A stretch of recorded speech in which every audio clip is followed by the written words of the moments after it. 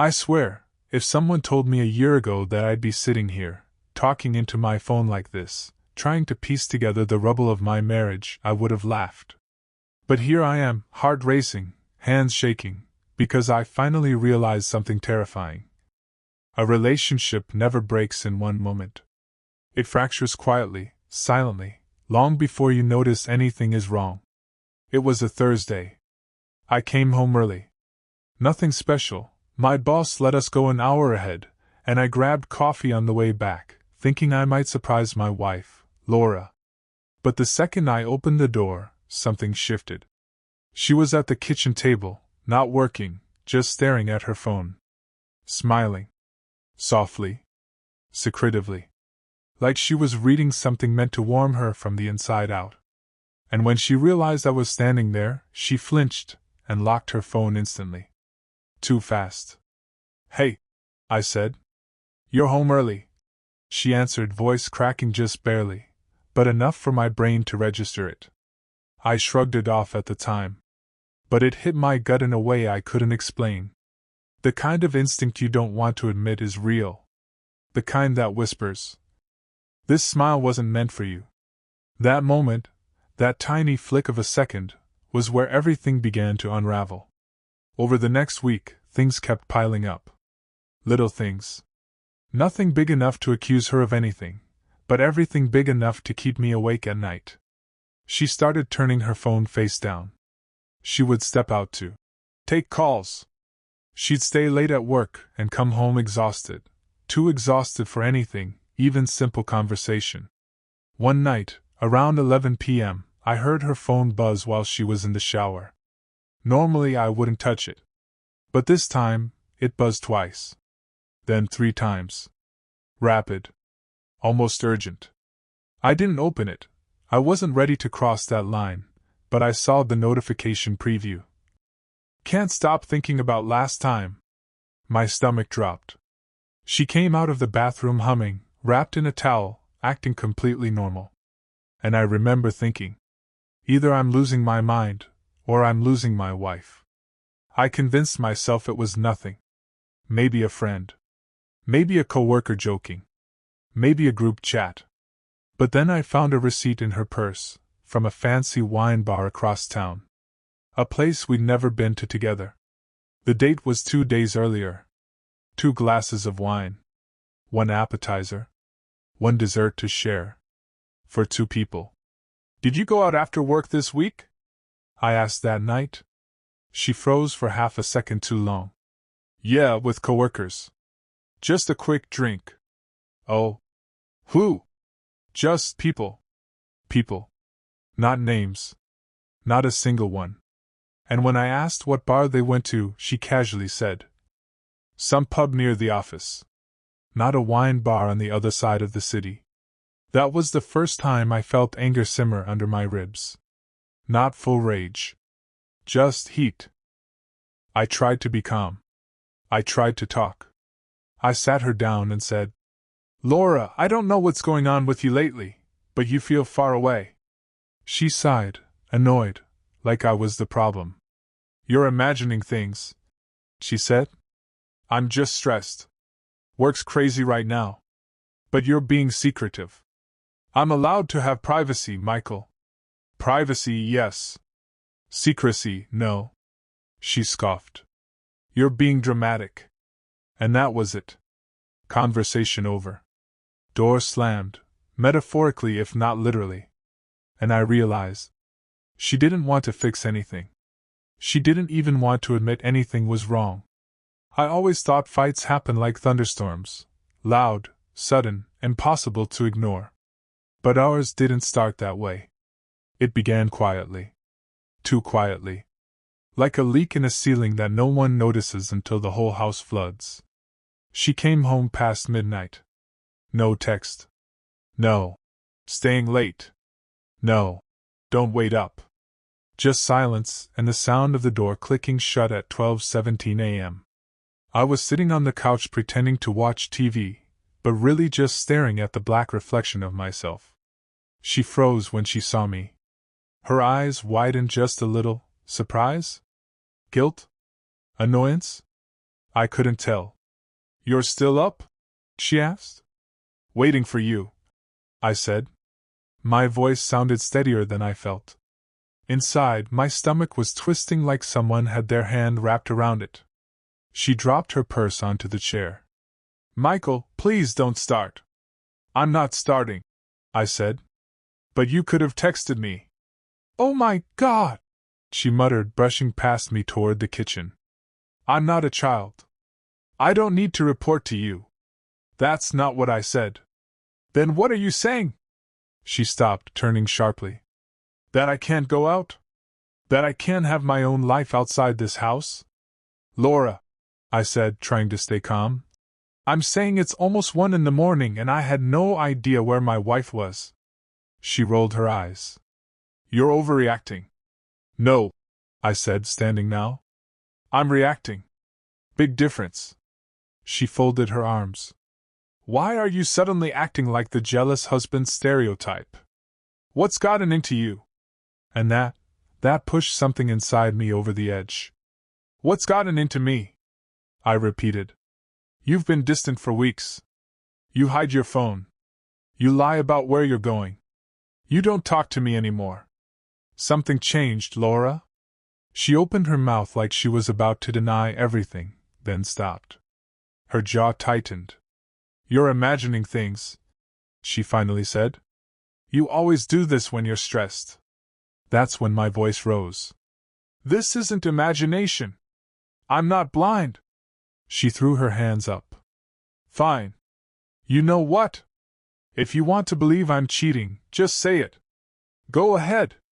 The word cheating hung between us like a grenade. I didn't say anything. I didn't have to. She saw it in my eyes, the doubt, the hurt, the fear I'd been carrying for weeks. You do, she whispered. You think, Em. I don't know what to think anymore, I admitted, my voice cracking. She pushed past me into the bedroom and slammed the door hard enough to rattle the picture frames. And that was the moment I realized something terrible. This wasn't a fight about tonight. This was a fight about everything we weren't saying. Everything she wasn't saying. And everything I was too afraid to admit. The next few days were the kind of silent that makes your ears ring. We spoke only when absolutely necessary.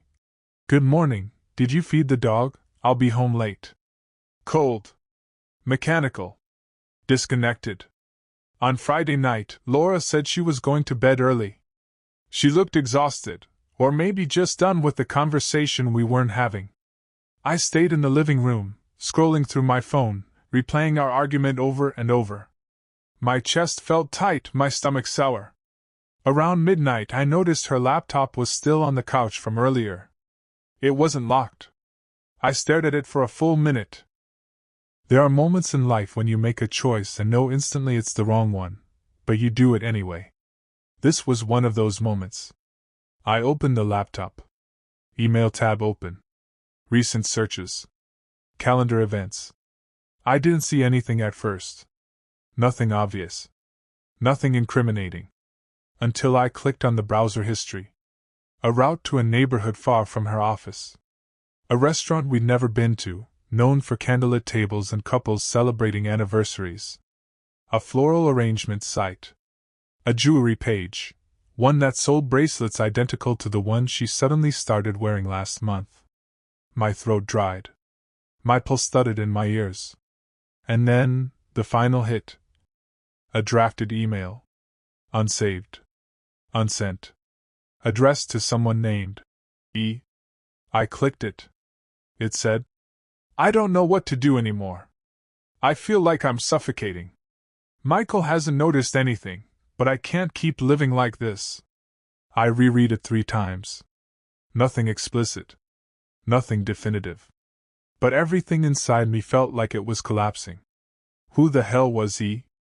And what exactly couldn't she keep doing? My brain filled the gaps with the worst possible answers. I didn't confront her right away. Instead, I spiraled. Nights became sleepless. Mornings felt heavy, like my entire body weighed twice as much. Food tasted wrong. Work felt pointless. Everything in my life suddenly revolved around one horrible question. Why wasn't I enough for her anymore? I replayed every mistake I'd ever made in our marriage. The times I'd been too tired to talk. The times I'd brushed off her concerns. The nights I'd worked late and forgotten our plans. The anniversaries I made too simple, too unromantic. I wondered if she felt trapped with me. If she looked at me and saw someone who wasn't the man she married. If she met someone who made her feel alive again. And worst of all, I wondered if this was my fault. Maybe I pushed her to this. Maybe I drove her away without noticing. Maybe I was so focused on being a good husband that I forgot to actually be one. My internal monologue turned against me. My insecurities grew teeth. Every silence felt like her hiding something. Every smile felt like guilt. Every absence felt like betrayal. I wasn't living anymore. I was waiting for the truth to hit me like a truck. And I didn't realize that the truth was far more complicated and uglier than I ever expected. Then, in the middle of all this emotional chaos, Laura shifted again. It was subtle at first, extra softness in her voice, a gentle hand on my back while I cooked, lingering kisses, warm hugs. She made pancakes on a Saturday morning, something she hadn't done in months. She brought home my favorite snacks. She asked how my day was, actually asked, fully present. She laughed at my jokes again. She curled up against me at night like she used to when we first started dating. It should have felt comforting. It should have reassured me. But instead, it terrified me. Because sudden tenderness after weeks of distance felt like a cover-up. Like she was trying to balance her guilt with affection. Like she was bribing my love without admitting why. Like she was trying to erase something I didn't know about yet. One night she stroked my hair as I lay with my head on her chest, whispering gently, "I love you so much, you know that?" And I froze. Not because I didn't love her. God, I did. I still do. But because it sounded like the kind of "I love you" people say when they're trying to convince themselves it's true, or when they're preparing to leave. I needed answers. So I set a trap. I'm not proud of it, but I was desperate. At breakfast, casually, like I was mentioning the weather, I said, "Hey, maybe I'll stop by your office today. Bring you lunch. Surprise you." She didn't react the way a wife normally would. She looked terrified. "Oh, you really don't have to. I won't be at the office much today. Meeting's off-site. All day, probably." Off-site. It sounded rehearsed. Too rehearsed. "We're off-site?" I asked gently. She hesitated a second too long. "Just around. Nothing important." Nothing important. Meetings all day. Completely inaccessible. It screamed lie. But I played dumb. "Okay. Maybe another day." She kissed my cheek and hurried out the door, leaving a cloud of perfume and panic behind her. An hour later, I called her office and casually asked the receptionist to transfer me to Laura. "Oh, she's here," the woman said. "I think she just stepped into the break room." My entire world tilted sideways. When she came home that night, I confronted her. Not with anger, with exhaustion. "Laura, I called your office." She stopped mid-step. The tension that filled the room was suffocating. "You told me you were off-site," I continued. "But you weren't." She deflated. Completely. Her shoulders dropped. Her eyes filled. Her breath trembled.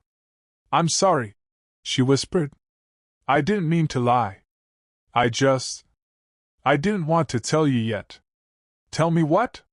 She sank onto the couch, covering her face with her hands. "I've been interviewing for a new job," she finally said. "I didn't want you to know because I wasn't sure I'd get it. I didn't want to disappoint you if I failed.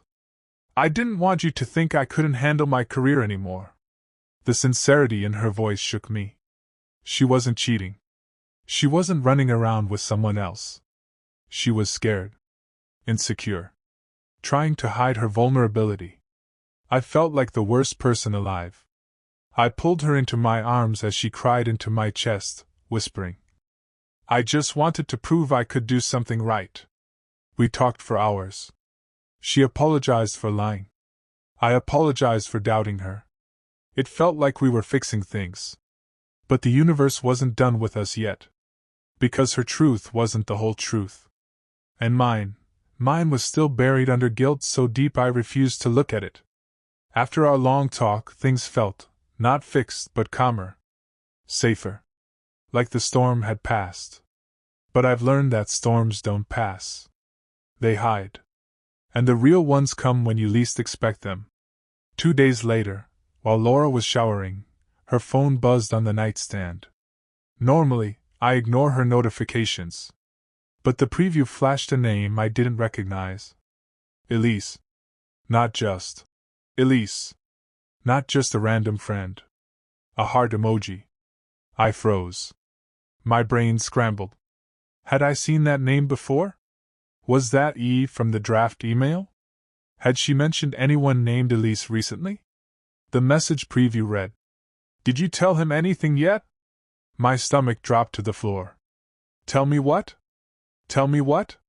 I know I shouldn't have done it, but my hands moved before my conscience could stop them. I opened the message thread. And that was the moment everything in my world shifted. Scrolling, and then. Elise. He's suspicious, isn't he? Laura. A little. I hate this. I don't want to hurt him. Elise. He'll find out eventually. Laura. I know. I just want to choose the right moment. My heart hammered like it was trying to break out of my chest. Find out what? What moment? What were they planning to tell me? The panic came in fast, hot waves. And then I saw it. A picture. A selfie of Laura and Elise. Taken in a bathroom mirror. Both smiling, both dressed up, like they were going out. Except that bathroom wasn't one I recognized. It wasn't from our home. It wasn't from her job. It was from a hotel. A hotel I knew, because I had stayed in that chain for work trips.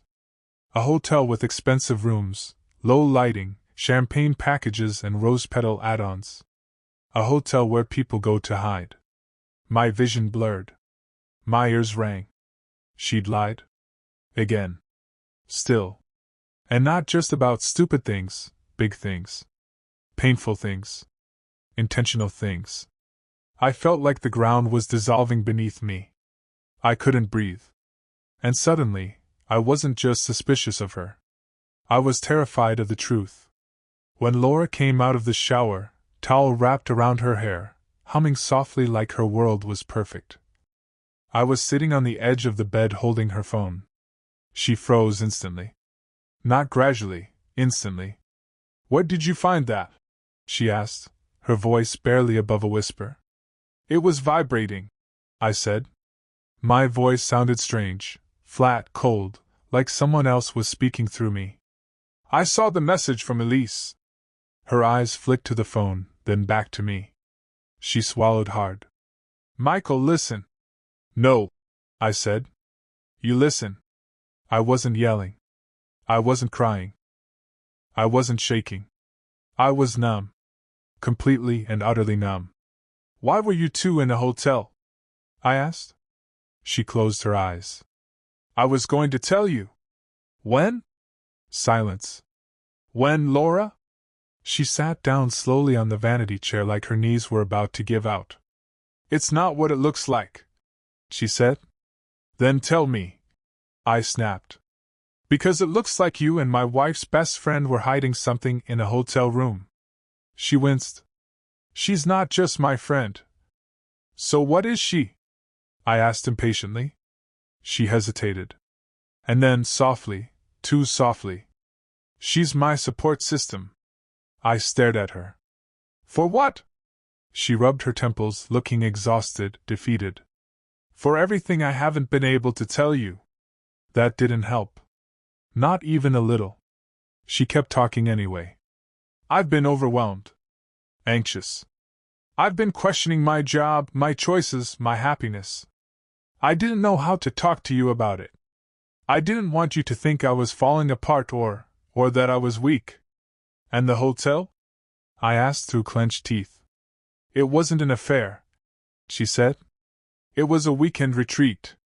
Just the two of us trying to figure out how I could get mentally stable again. I wanted to believe her. God, I did. But she didn't give me a reason to. Why the secrecy? I shouted. Why hide it? Why lie? Her voice cracked. Because I thought if you knew how bad I really felt, you'd stop seeing me the same way. I stared at her for a long time. And for a moment, a very brief moment, I softened. I saw my wife, the woman I loved, not as a liar but as someone drowning, trying to keep her head above water. But then, she whispered the one sentence that shattered everything I thought I knew about our marriage. Michael, Elise knows things about me that you don't. And that was the moment I realized she wasn't telling me everything. Not even close. Or rather, she talked, I listened, and every once in a while I asked a question that made her flinch. She explained that she and Elise had grown close because Elise understood her. In ways I didn't. She said Elise made her feel safe. She said Elise helped her feel like herself again. And while the words were innocent on paper, the tone wasn't. The pauses weren't. The tears weren't. It felt intimate.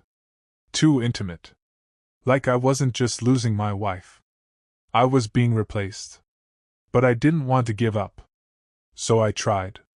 God knows I tried. The next few days were like walking through fog. I avoided jumping to conclusions. I didn't check her phone. I didn't interrogate her. We went on walks. Cooked dinner together. Watched movies. I tried to rebuild trust, brick by broken brick. But it felt like she was somewhere else, in a world I wasn't allowed to enter. And then, the worst happened. I got a text from an unknown number. A text that destroyed the fragile peace we were struggling to rebuild. It was from Elise. It said, "You should tell him the truth. If you don't, I will." My blood ran cold. The truth? What truth? And why was she threatening to tell me? I stared at the screen for a full minute before the other shoe dropped. There was more going on. Much more. And I wasn't the only one hiding something. Or maybe I do. Maybe some part of me already knew. I called Elise. She didn't pick up. I called again. She declined. On the third attempt, she answered.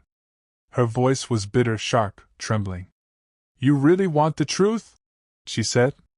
"Fine. I deserve to know," I said. "Whatever it is." "You already know," she spat. "You just don't want to admit it." "What the hell are you talking about?" She let out a humorless laugh. "You don't remember, do you? What are you talking about?" Another silence. Then, "That night. At my place.